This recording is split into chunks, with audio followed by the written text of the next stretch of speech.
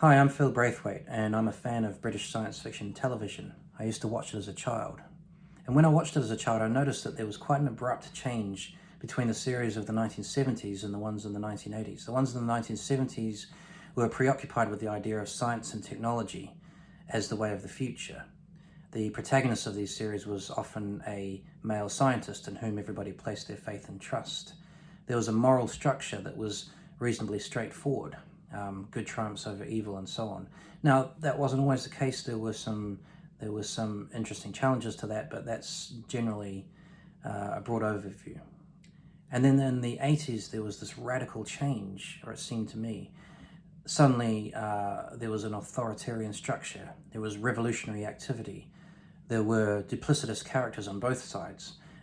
There was a blurring of the binaries of good and evil and what exactly those terms meant. And there was a sense of futility, that good did not always triumph over evil, and the boundaries of good and evil were ambiguous in any case.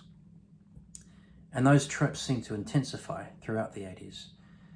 So as I became an adult, I wondered if this had something to do with the sea change in British politics, the 1979 election of Margaret Thatcher, and with it neoliberal economics.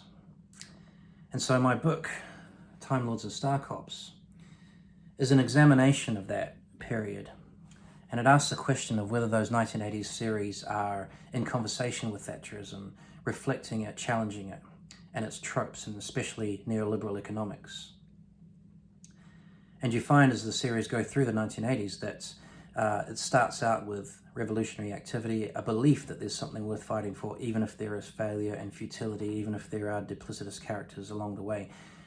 But then as it goes further along into the 80s, there's a sense of resignation almost, as if it's just not worth fighting for anymore, and we just need to adopt this sort of cynical, ironic attitude. So the book overall is an examination of the effects of neoliberalism in British society and how science fiction television reflected that.